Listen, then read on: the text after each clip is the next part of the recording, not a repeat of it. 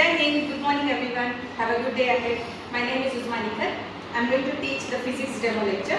So आज हम physics के demo lecture में पढ़ने वाले हैं motion of straight line, जिसको motion in one dimensional भी बोला जाता है.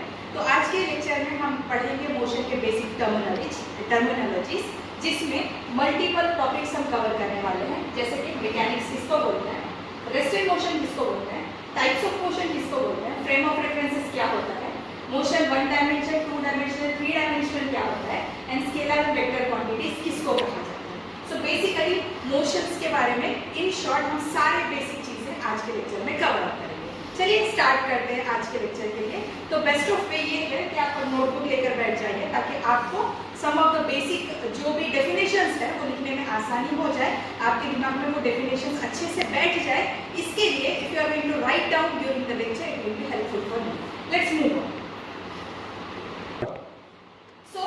First of all, we have to learn about the mechanics. Mechanics is the branch of physics which deals with the study of motion and material objects. Mechanics क्या है? एक physics की branch है जिसके अंदर हम मोशन से रिलेटेड सारी चीज़ों को स्टडी करते हैं, उसको मैकेनिक्स बोलते हैं.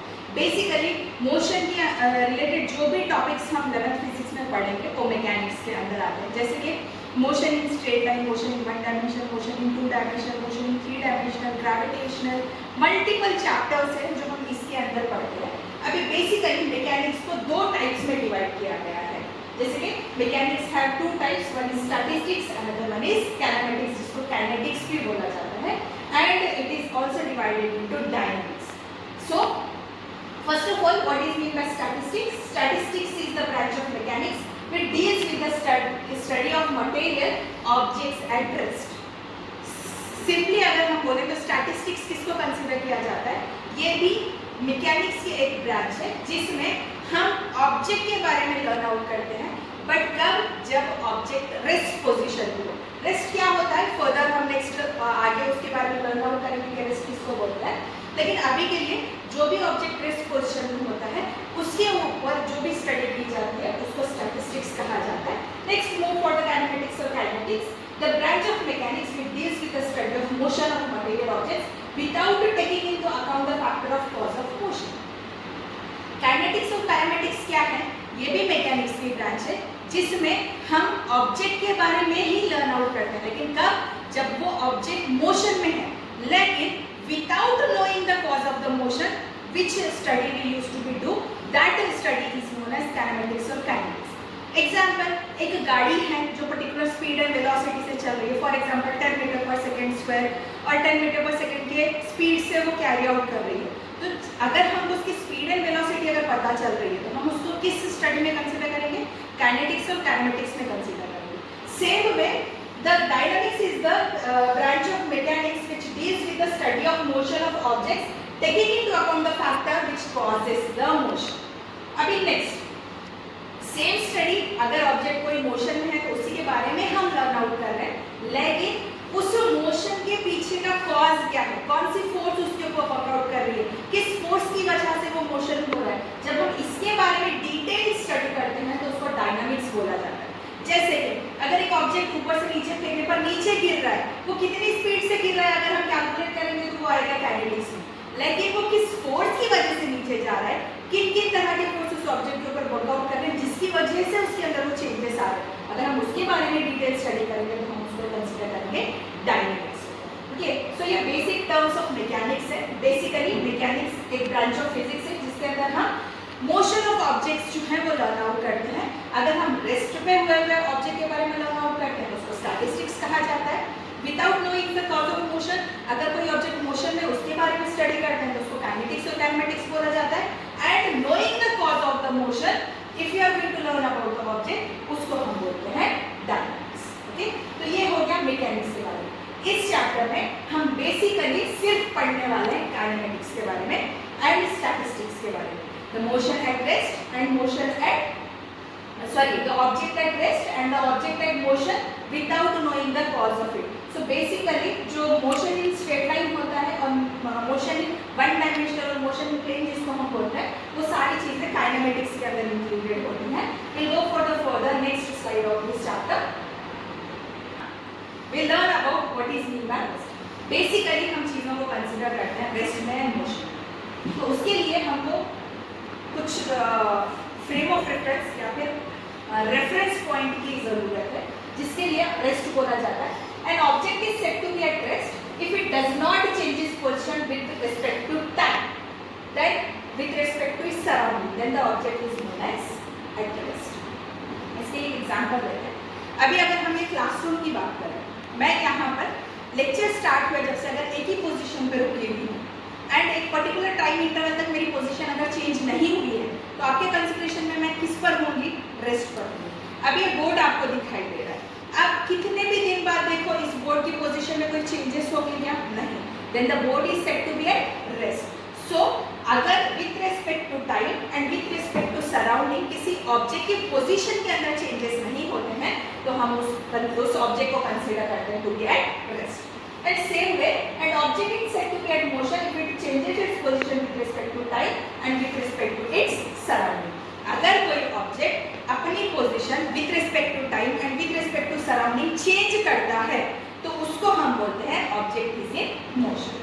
अभी कंसीडर करते हैं कि आपने मेरे को पहले देखा तो मैं वहां पर ठहरी थी, अभी आपने 1 सेकंड की ड्यूरेशन में देखा तो मैं यहाँ पर ठहरी हूँ. दैट मीन्स मेरी पोजीशन के अंदर चेंज हुआ है. That means my body is in the motion with respect to surrounding as well, with respect to time as well. तो जो भी ऑब्जेक्ट टाइम के कंसीडरेशन में, सराउंडिंग के कंसीडरेशन में अगर अपनी पोजीशन को चेंज करता है, तो उसको हम क्या बोलते हैं? ऑब्जेक्ट इज इन मोशन बोलते हैं. लेकिन इससे पहले रेस्ट इन मोशन अगर हमको लर्न आउट करना है, तो जरूरी है कि हम इससे रिलेटेड एक चीज को ध्यान में रखें, जिसको बोला जाता है, ये दोनों भी जो चीजें हैं नॉन एब्सोल्यूट चीजें हैं, इसलिए रेस्ट इन मोशन को रिलेटिव टर्म्स कहा जाता है. जैसे कि an object in one situation can be at rest, but in another situation the same object can be in motion. For illustration, a person sitting in a moving train is at rest. Pause. These two terms are considered as the relative terms. An object in one situation can be at rest, but in another situation the same object can be in motion. For example, a person sitting in a moving train is at rest with respect to his fellow passenger, but it is motion with respect to the object outside the train. इससे पहले Albert Einstein, जो बहुत ही famous scientist है, उन्होंने एक coat कहा. वो quote क्या है? An object is at rest और in motion can be recognized based on observed. Albert Einstein का बोलना था कि कोई भी एक ऑब्जेक्ट रेस्ट में होता है या फिर मोशन में होता है, ये दोनों चीज किसके ऊपर डिपेंड होती है? ऑब्जर्वर के बेसिस पे. सेम एग्जांपल हमने यहाँ पर लिया हुआ है. 2 पर्सन है जो ट्रेन के अंदर बैठे हैं, तो अगर वो एक दूसरे के कंसीडरेशन में देखेंगे तो दोनों को भी हम किस पे कंसीडर करेंगे? रेस्ट पर कंसीडर करेंगे. लेकिन वही जो ट्रेन के बाहर वाले लोग हैं, उनके लिए ट्रेन एक मूविंग ऑब्जेक्ट है, तो उसमें बैठे हुए पैसेंजर्स भी एक मूविंग ऑब्जेक्ट है, तो जो सारे पैसेंजर्स ट्रेन में बैठे हैं those are considered as at motion. Same example लेते हैं. हम हमारे सामने जो ट्री रखा हुआ होता है, लगा हुआ होता है, उसको कंसीडर करते हैं कि वो रेस्ट में है. लेकिन सेम वही अगर हम हमारे अर्थ के बाहर जाकर स्पेस में देखते हैं, तो हमको वही ट्री इन मोशन दिखाई देगा. सेम एग्जांपल लेते हैं. एक पर्सन है जो अर्थ पर है, for example Rinku, and 2 person है जो मून पर है, चिंटू एंड मिंटू. ओके, तो अभी रिंकू को दिखाई देगा कि चिंटू एंड मिंटू मोशन में है, क्योंकि मून जो है अर्थ के अराउंड रिवॉल्व होता है, गोल घूमता है, कंटिन्यूअस मोशन में होता है, इसलिए उसको लगेगा कि वो रेस्ट पर है एंड ये दोनों बॉडीज जो है वो ऑब्जेक्ट मोशन के अंदर है. एंड चिंटू एंड मिंटू ये दोनों को लगेगा कि वो एक जगह पर रुके हुए हैं, एंड जो रिंकू अर्थ के ऊपर है वो गोल घूम रहा है. क्यों? क्योंकि अर्थ जो है अपने अराउंड में रिवॉल्व होता है, इसलिए जो भी ऑब्जर्वर होता है उसके बेसिस पे ये डिटरमाइन होता है कि कौन सा ऑब्जेक्ट रेस्ट पर है एंड कौन सा ऑब्जेक्ट मोशन में है. इसलिए हम अगर कंसीडर करें तो यूनिवर्स में हर चीज जो है वो मोशन के अंदर होती है. जैसे कि अगर हम एग्जाम्पल के तौर पर कंसीडर करें, जितने भी प्लैनेट्स हैं वो सारे मोशन के अंदर हैं। अगर हम सो रहे हैं तो हमारे बॉडी में जो इनहेलेशन एंड एक्सहेलेशन हो रहा है वो मोशन में है। लीव्स जो हैं वो विंड की वजह से वाइब्रेट होती हैं, वो मोशन में है। सो यूनिवर्स में everything is in the motion with respect to the time and surrounding. Time and surrounding के कंसीडरेशन में हम हर ऑब्जेक्ट को रेस्ट एंड मोशन के कंसीडरेशन में कंसीडर कर सकते हैं, डिटरमाइन कर सकते हैं और उनका पता लगा सकते हैं। सो आई होप जो बेसिक टर्म है रेस्ट एंड मोशन आपको बहुत अच्छे से समझ में आया होगा। रेस्ट हम किसको बोलते हैं? जब कोई भी object with respect to time and surrounding अपने पोजीशन को चेंज नहीं करता है तो उसको हम रेस्ट बोलते हैं। और अगर टाइम एंड सराउंडिंग के कंसीडरेशन में किसी भी ऑब्जेक्ट की पोजीशन अगर चेंज होती है तो हम उसको मोशन में बोलते हैं। लेकिन एक चीज का ध्यान रखना बहुत ज्यादा जरूरी है कि रेस्ट एंड मोशन दोनों भी नॉन एब्सोल्यूट टर्म है। हम उसको एब्सोल्यूट कंसीडरेशन में कभी भी डिटरमाइन नहीं कर सकते, इसीलिए उन टर्म्स को रिलेटिव टर्म्स कंसीडर किया जाता है। The next topic is types of motion of a body. एक बॉडी कितने तरह के अलग अलग मोशन जो है वो परफॉर्म करती है? वैसे तो बहुत सारे अलग अलग मीन्स एक बॉडी कितने तरह के अलग अलग टाइप्स ऑफ मोशन जो है परफॉर्म कर सकती है। अगर हम बेसिकली देखें तो बहुत सारे तरह के मोशंस होते हैं, लेकिन जो बेसिक टर्म्स में मोशन को डिवाइड किया गया है वो है रेक्टिलिनियर मोशन और ट्रांसलेटेड मोशन, जिसको लीनियर मोशन भी कहा जाता है। दूसरा है सर्कुलर मोशन और ऑसिलेटिंग मोशन, और तीसरा है periodic motion which is also known as oscillating motion, and circular motion is also known as rotational motion. So the first type of motion depend upon the motion of a body, it can be following into three types. The first one rectilinear motion or translating motion. Rectilinear motion is a motion in which a particle or a point is moving along a straight line. Rectilinear motion जो है ऐसा motion होता है जिसमें कोई भी एक particle या ऑब्जेक्ट जो है स्ट्रेट लाइन में मूव कर रहा है। एग्जांपल के तौर पर कंसीडर करते हैं, एक गाड़ी है यहाँ और वो गाड़ी ऐसे ही स्ट्रेट लाइन में एक जगह से दूसरी जगह डिस्टेंस तय कर रही है, तो इसको क्या बोलेंगे हम? मोशन इन स्ट्रेट लाइन बोलेंगे, जिसको रेक्टिलिनियर मोशन कंसीडर किया जाता है। And translatory motion is the motion that which a body is not in a point mass body is moving such that its constituent particle move simultaneously along a parallel straight line and shift through equal distance in a given interval of time. Example के तौर पर अगर हम translatory motion consider करें तो जो भी body होती है वो एक पॉइंट ऑफ मास बॉडी में मूव आउट नहीं करती है, पैरेलल में डिस्टेंस कवर करती है, देन वापस से ओरिजिनल पॉइंट पर कवर अप कर लेती है, तो उस तरह के मोशन को ट्रांसलेटरी मोशन कहा जाता है। तो simply the rectilinear motion is also known as translatory motion और straight line motion.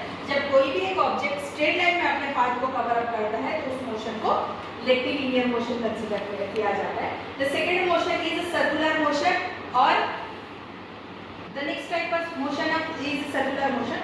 The circular motion is also known as rotational motion.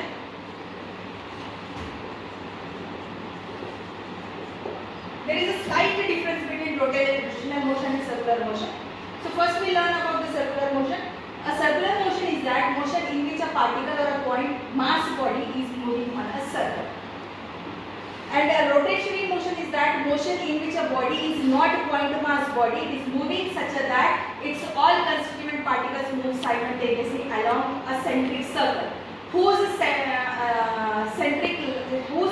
center lie in a line called axis of rotation and shift through equal angle in a given time possible. So if we are going to learn about the example of the rotational motion and circular motion is that now it is a circle. If I am going to rotate this in this axis, then it is rotating according to the particle of the axis. So this kind of rotation is considered as rotational motion. And same way, अगर मैं इसको thread बांधती हूँ, बांधकर जब उसको गोल घुमाती हूँ तो ये एक एक्सिस से अटैच होकर सर्कुलर मोशन को डिफाइन करता है, and that type of motion is known as circular motion.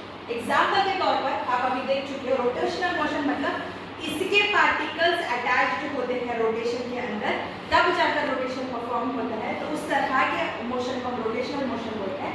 And same object जब किसी एक सेंटर से अटैच होकर सर्कमफरेंस ऑफ अ सर्कल में एक मोशन परफॉर्म करता है तो उसको हम बोलते हैं circular motion.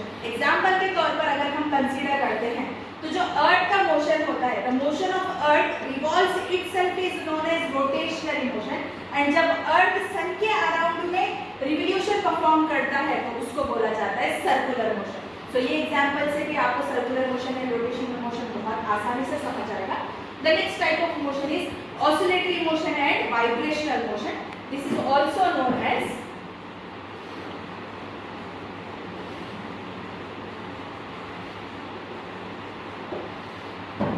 the oscillatory motion is that manner in which a body moves to and fro repeatedly about a fixed point in a definite interval of time. That motion is known as oscillatory motion. अभी example के तौर पर consider करते हैं एक simple pendulum. For example my hand is a simple pendulum, this is the fixed position, my hand is moving to and fro coming back to its original position. It is repeating in equal interval of time. Then such a type of motion is considered as oscillatory motion. So कोई भी object अगर mean position से, for example this is the mean position of the object, it is a simple pendulum, it is moving to and fro coming back to its original position after an equal interval of time, then this type of motion is known as oscillatory motion. And same way the vibration motion, the particle is vibrating at its mean position, it is not moving here and there, it is just vibrating at its original position. Then such a motion is known as vibrational motion. अभी vibrational motion के example अगर आपको चाहिए तो आपने देखा होगा mobile के अंदर वाइब्रेशन मोड होता है। अगर एक जगह पर वाइब्रेशन है तो आपके मोबाइल के अंदर, इवन आपके पॉकेट के अंदर, इवन आपकी बॉडी तक वो वाइब्रेशंस फील अप होते हैं without moving the position of the object. Such a motion is considered as vibrational motion. और एक तरह का मोशन होता है जिसको पेरियोडिक मोशन कहा जाता है, ऐसा मोशन जो अपने आप को इक्वल इंटरवल ऑफ टाइम के बाद रिपीट करता है, उस तरह के मोशन को हम पेरियोडिक मोशन बोलते हैं। जैसे कि रोटेशन ऑफ अर्थ जो है वो 24 आवर्स में कंप्लीट होता है, फिर 24 आवर्स के बाद में नेक्स्ट रोटेशन स्टार्ट हो जाता है, तो इस तरह के मोशन को पेरियोडिक मोशन कहा जाता है। अगर आप घड़ी के हैंड्स के बारे में भी कंसीडर करोगे तो वो भी पेरियोडिक मोशन के अंदर कंसीडर होते हैं, सर्कुलर मोशन के अंदर कंसीडर होते हैं। एक चीज के अंदर हम मल्टीपल मोशन अगर एक साथ ऑब्जर्व करते हैं तो उसको हम साइमल्टेनियस मोशन बोलकर कंसीडर करते हैं। जैसे कि rectilinear motion, circular motion at a time perform हो सकते हैं। राइडिंग अ बाइसाइकिल, अगर आप साइकिल रोड पर चला रहे हो, स्ट्रेट लाइन में चल रहा है तो रेक्टिलिनियर मोशन हो जाएगा, उसका टायर जो घूम रहा है वो रोटेशनल मोशन हो जाएगा। तो जब ऐसे मल्टीपल मोशन एक टाइम परफॉर्म होते हैं तो उसको साइमल्टेनियस मोशन कंसीडर किया जाता है।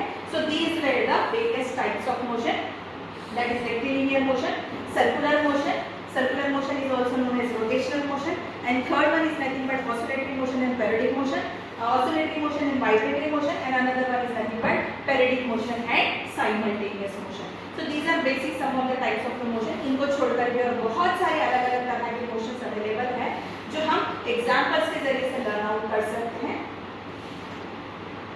अब किसी भी मोशन को अगर हमको लर्न आउट करना है तो उसके लिए हमको फ्रेम ऑफ रेफरेंस पता होना जरूरी होता है।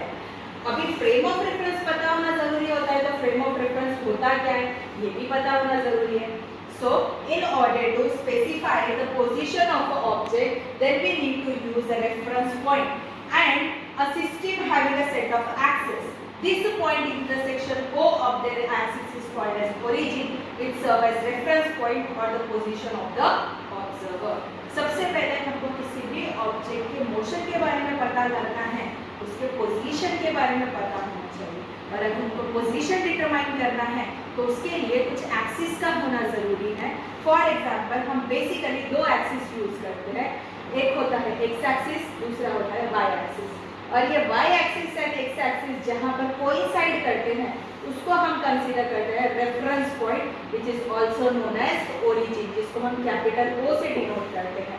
तो अभी ये एक्सिसेस जहाँ पर आकर मिलती है इसको हम रेफरेंस पॉइंट बोलते हैं, and this is also called as origin of the position of an object. अब ये हो गया पोजीशन ऑफ द ऑब्जेक्ट। तो फिर हम फ्रेम ऑफ रेफरेंस किसको बोलेंगे?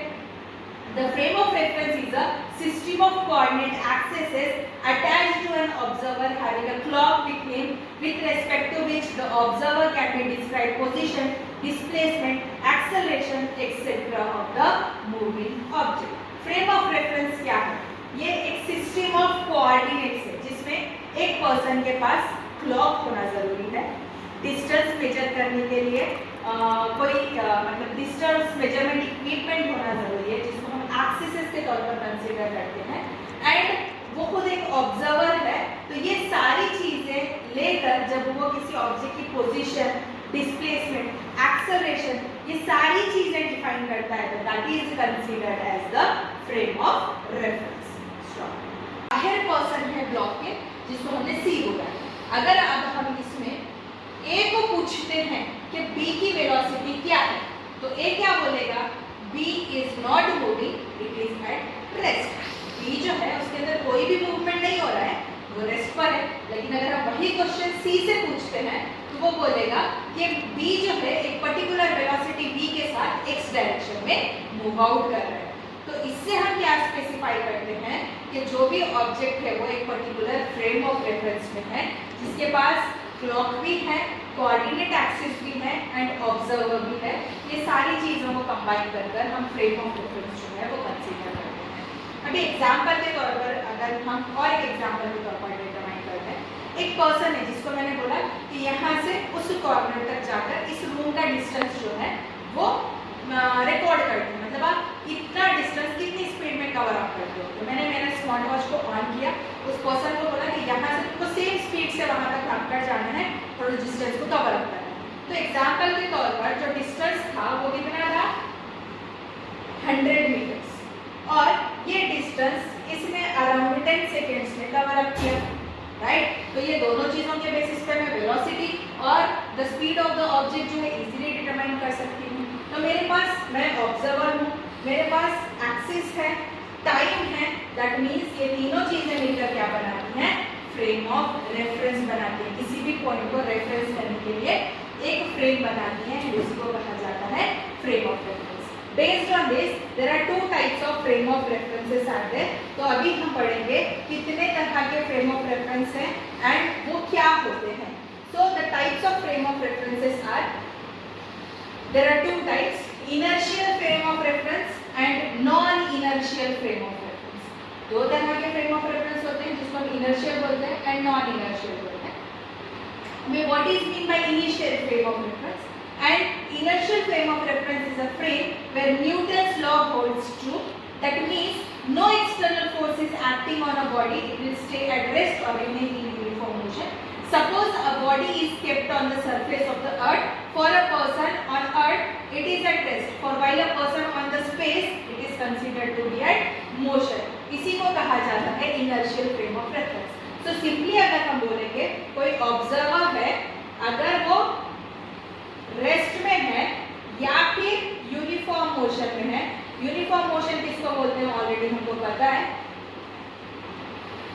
सो अगर वहां पर जो ऑब्जर्वर है वो या तो रेस्ट में है या फिर यूनिफॉर्म मोशन में है, तो वो जो फ्रेम ऑफ रेफरेंस को होल्ड करता है उस फ्रेम ऑफ रेफरेंस को बोला जाता है इनर्शियल फ्रेम ऑफ रेफरेंस। हमने स्टार्टिंग में भी एग्जांपल देखा था, वही एग्जांपल हम यहाँ पर कंसीडर करते हैं। रिंकू जो है अर्थ के सरफेस पे बैठा हुआ है एंड चिंटू मिंटू दोनों मून के सरफेस पर है। तो रिंकू के अकॉर्डिंग चिंटू मिंटू दोनों मोशन के अंदर है एंड चिंटू मिंटू के अकॉर्डिंग रिंकू मोशन में है। तो दोनों भी रेस्ट में भी है एंड यूनिफॉर्म मोशन में भी है, तो इसको हम कंसीडर करेंगे inertial frame of reference. Now next is non inertial frame of reference. Now we can define non-inertial frame of reference when which is accelerated with respect to assumed inertial frame of reference. Newton's law will not hold true in these frames.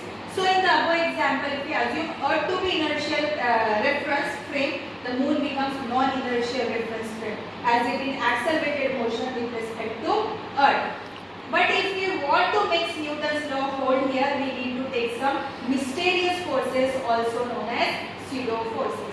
अभी इस case में जो observer है वो non uniform motion में है, तो उसको हम किस फ्रेम ऑफ रेफरेंस में कंसीडर करेंगे? Non inertial frame of reference में कंसीडर करेंगे। एंड सबसे बेसिक अगर हमको inertial and non inertial frame of references में डिस्टिंग्विश करना है, तो जो इनर्शियल फ्रेम ऑफ रेफरेंस है वो न्यूटन्स लॉ को होल्ड करता है। हमने already 3 Newton's law of motion जो है 9th स्टैंडर्ड 10th स्टैंडर्ड में लर्न आउट किए हुए हैं। जो भी न्यूटन्स लॉ ऑफ मोशन है, अगर वो सारे के सारे होल्ड होते हैं तो that reference is known as inertial frame of reference, and जो laws होल्ड नहीं होते that frame of reference is known as non inertial frame of reference.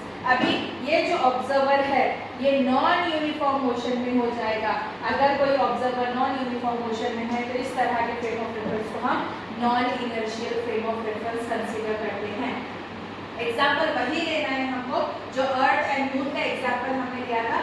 अगर अर्थ यहाँ पर initial reference frame of reference है तो मून क्या बन जाएगा, non inertial frame of reference बन जाएगा, क्योंकि वो खुद अर्थ के अराउंड में एक्सेलरेट कर रहा है, नॉन यूनिफॉर्म मोशन परफॉर्म कर रहा है. तो इस तरह के मोशन को और इस तरह के फ्रेम ऑफ रेफरेंस को हम non inertial frame of reference कहते हैं.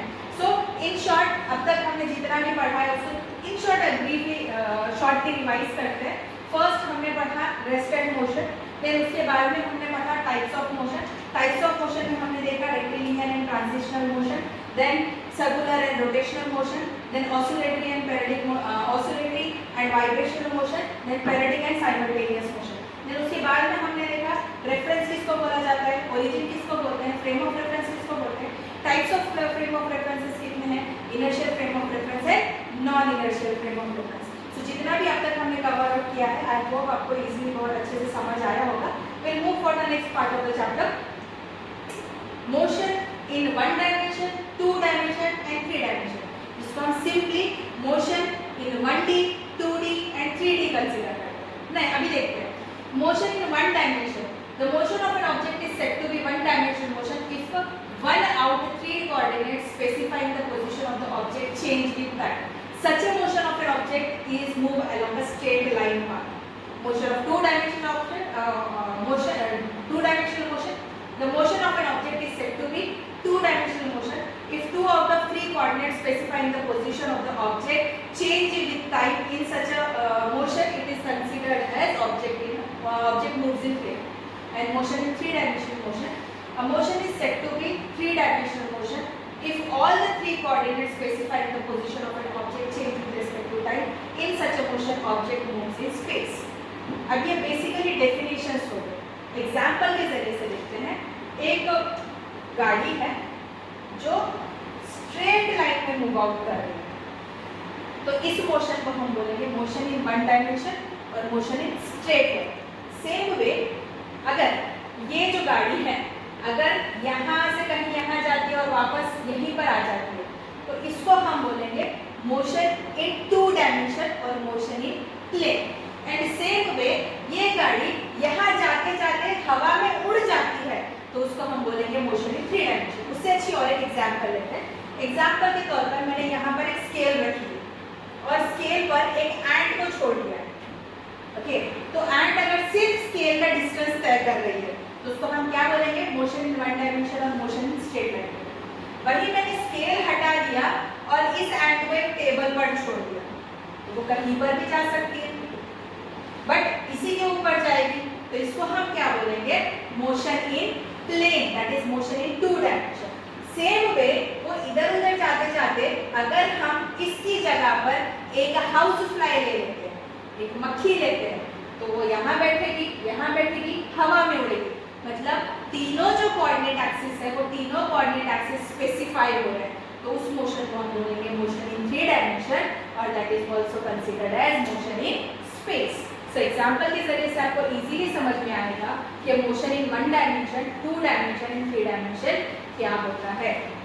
अगर एक ऑब्जेक्ट सिर्फ एक ही थ्री एक्सिस में से फ्रेम ऑफ रेफरेंसेस में एक ही एक्सिस को चूज आउट करता है तो उसको हम straight line motion in straight line बोलते हैं या फिर मोशन इन वन डायमेंशन बोलते हैं. अगर तीनों रेफरेंसेस एक्सिस में से कोई भी दो एक्सिस एक्टिव है तो उसको मोशन इन प्लेन या टू डायमेंशनल मोशन कहा जाता है. एंड तीनों रेफरेंसेस में से अगर तीनों एक्सिस एक्टिव है, तीनों भी उसके अंदर इन्वॉल्व हो रहे हैं तो उसको मोशन इन थ्री डायमेंशन या फिर मोशन इन स्पेस कंसीडर किया जाता है. So these are the various types of motion in 1D, 2D and 3D. Now, the basic and important part of the chapter, that is scalar and vector quantities. The scalar quantities are the quantities which can be described with a single number with its magnitude without knowing its direction. Such a quantity is known as scalar quantity, जैसे कि speed, mass, these are considered as the scalar quantity. ऐसी quantity जिसका magnitude है, number है, but कोई direction नहीं, उस quantities को हम स्केलर क्वांटिटीज बोलते हैं. एंड ऐसे क्वांटिटीज जिसका मैग्नीट्यूड भी है एज वेल एज डायरेक्शन भी है, these quantities are considered as vector quantities. Same way the velocity, displacement, etc. are considered as the vector quantities. So since without knowing the direction, if it is having the magnitude, such a quantities are known as scalar quantity, and which is having the magnitude as well as direction, those quantities are known as vector quantities. Now vector quantities are specially represented by arrows. For example, velocity can be represented like this arrows. So this quantity is known as vector quantity. The length of the arrow represents the magnitude, which is always positive of the vector, and the direction of arrow represents the direction of the vector. अब ये arrow की length जो होती है उसका magnitude represent करता है, और उसका direction जो होता है वो direction of उसके जो sign होता है वो represent करता है direction of the vector quantity. So इस एरो के जरिए से हम इनिशियल जो भी क्वांटिटी है उसका लेंथ भी पता कर सकते हैं और उसका डायरेक्शन मतलब मैग्नीट्यूड भी पता कर सकते हैं एंड डायरेक्शन भी पता कर सकते हैं. That's why the vector quantity can be represented by the arrow upon itself. So simply the scalar quantities are the quantities which is having no magnitude without. तो वेक्टर क्वांटिटीज ऐसी quantities होती हैं जिसके अंदर मैग्नीट्यूड भी होता है, direction भी होता है, और उसको एरो के जरिए से इंडिकेट किया जाता है. वो एरो जो होता है वो उसके magnitude as well as direction को इंडिकेट करता है. Now difference between the scalar quantities and vector quantities. The fundamental distinction between scalar and vector quantities is the characteristics of direction. Vectors have it, scalar do not have it. सबसे basic difference जो है scalar and vector के बीच में क्या है? Scalar के पास डायरेक्शन नहीं होता है, lack of direction, and vector के पास डायरेक्शन होता है, प्रेजेंट ऑफ डायरेक्शन. ये सबसे पहला बेसिक डिफरेंस है स्केलर एंड वेक्टर क्वांटिटी में. The fundamental distinction between scalar quantity is that it don't have the direction and it is have the direction. Next, the negative value of scalar means how much it is below zero, and negative component of vector means the direction of the vector points to a negative direction. अभी अगर कोई scalar quantity negative होती है तो उसका मतलब है कि वो जीरो के कितने नीचे है, और अगर वेक्टर क्वांटिटी कोई जीरो होती है तो उसका मतलब है कि वो निगेटिव डायरेक्शन में कितना आगे गई है. सो ये दोनों चीजों से हम डिफरेंशिएट कर सकते हैं स्केलर क्वांटिटी के बीच में, वेक्टर क्वांटिटी के बीच में. Basically it have two differences. First one, the presence of direction and absence of direction.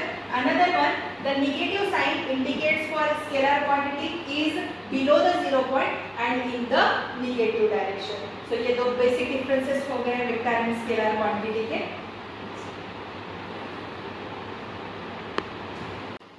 Sorry for the delay, technical error की वजह से थोड़ी देर का पॉज लेना पड़ा.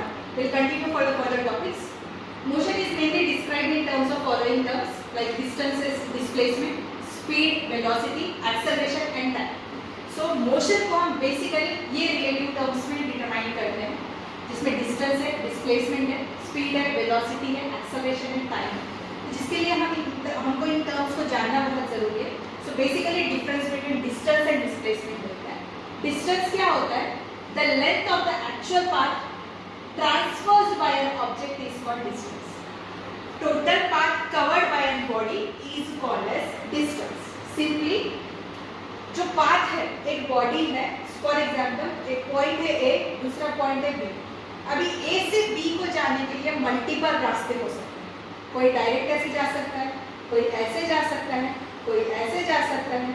तो ये तीनों वेज में जो टोटल पाथ कवर्ड होगा उसको हम क्या बोलेंगे? डिस्टेंस बोलेंगे. Without knowing the direction of the path, if we are going to cover it, then that term is known as distance. Distance can never be zero और negative during the motion of an object. जब कोई object motion में है तो distance कभी भी zero नहीं हो सकता है. It is not possible that the distance can be zero. Okay, and इसके साथ साथ निगेटिव डिस्टेंस भी पॉसिबल नहीं है अगर कोई एक बॉडी मोशन में है. सो डिस्टेंस का फॉर्मूला क्या है? The length, actual length of the path, and इसकी यूनिट है SI यूनिट मीटर है, CGS यूनिट सेंटीमीटर है. So simply distance total part covered by an object होता है जो कभी भी जीरो एंड निगेटिव नहीं हो सकता है. अगर हम फॉर्मूले के बेसिस पे देखें तो डिस्टेंस एक्चुअल पार्ट होता है एंड उसका यूनिट होता है मीटर. अभी आते हैं डिस्प्लेसमेंट पे. Displacement is the shortest distance between the initial point and the final point of any object during the motion, that is known as displacement. Displacement क्या होता है?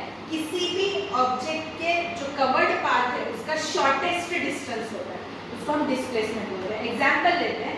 एक फ्रेम ऑफ रेफरेंस लिया है मैंने जिसमें इनिशियल पॉइंट A है, final point B है और A से B जब वो शॉर्टेस्ट डिस्टेंस कवर करता है तो इसको बोला जाता है डिस्प्लेसमेंट. सो नॉर्मली अगर आप देखोगे तो displacement is the shortest distance between initial point and the final point. Displacement of an object in a given time can be positive, zero or negative. Displacement जो है एक पर्टिकुलर टाइम इंटरवल में positive भी हो सकता है, negative भी हो सकता है या फिर जीरो भी हो सकता है. नेक्स्ट, डिस्प्लेसमेंट को हम किस तरीके से कैलकुलेट करते हैं? Final position minus initial position will be equal to displacement. अगर हम उस एग्जांपल के बेसिस में लें तो यहाँ पर क्या आएगा? B minus A is equals to displacement आएगा. And the unit of displacement is also meter.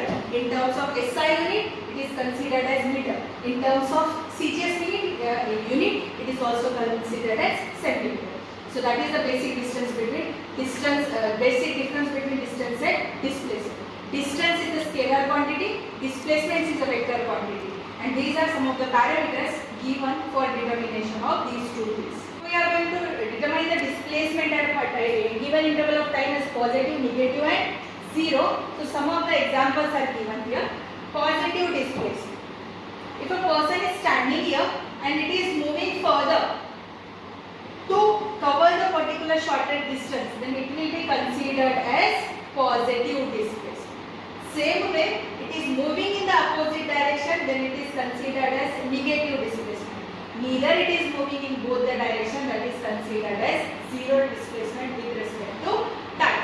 So the positive displacement can be considered as final position minus initial position.